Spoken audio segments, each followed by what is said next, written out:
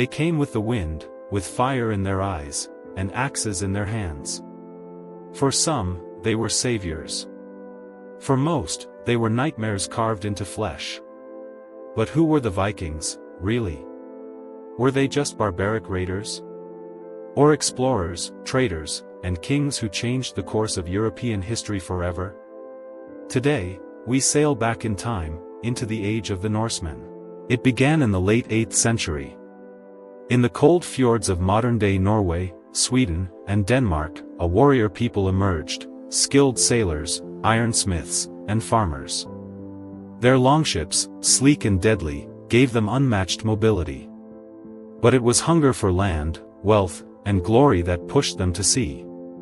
In 793 AD, they struck fear into the heart of Christendom.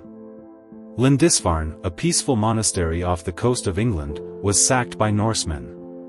It was not just a raid, this was the thunderclap that began the Viking Age. Over the next 200 years, Viking longships became a familiar, and terrifying, sight along European coasts. They didn't just pillage, they conquered.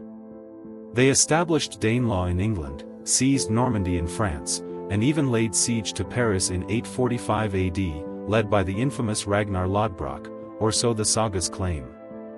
Their ferocity in battle was matched only by their cunning. The Viking chieftain Rollo didn't just raid France, he became the first Duke of Normandy, a Norseman ruling by royal decree.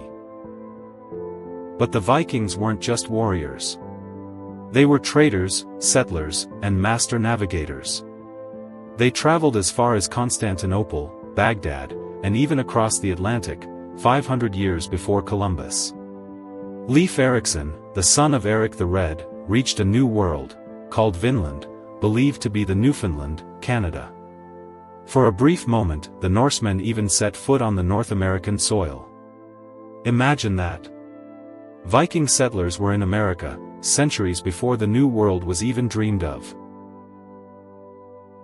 Harald Hardrada, the last great Viking king, died in 1066 at the Battle of Stamford Bridge. His fall marked the twilight of the Viking Age. In the year 1066, 3 men claimed the throne of England, but only one would shape history forever. When England's King Edward the Confessor died without an heir, chaos erupted. Harold Godwin's son, a powerful English noble, claimed the crown. But William of Normandy, who was a French nobleman, descended from Vikings. His great-great-grandfather was Rollo, a Norse raider, said Edward had promised him the throne. And from the cold north, a third challenger arrived, Harald Hardrada, the King of Norway, a true Viking warrior. Harald Hardrada invaded first. On September 25, 1066, he clashed with Harold Godwin's son at the Battle of Stamford Bridge. The English king won, and unfortunately, Hardrada, the last great Viking king, fell in battle. But Harold's army was exhausted after the intense battle. And just 3 weeks later, William crossed the English Channel. On October 14, 1066, William faced Harold at the Battle of Hastings. It was brutal, and it ended with Harold's death. He died due to an arrow to the eye, as legend says. On Christmas Day, in 1066, William was crowned King of England. He had done the impossible, he conquered a kingdom, not as a Viking raider, but as a Norman duke. Thus, ending the Vikings' reign. Another key factor which played a very important role in the decrease of the Viking raids was actually religion. Mainly, Christianity. Over time, Vikings began to settle in Christian lands and intermarry with Christians. As Christianity spread, the raiding decreased, and settlement and trade increased. Churches and monasteries were even built in Norse lands.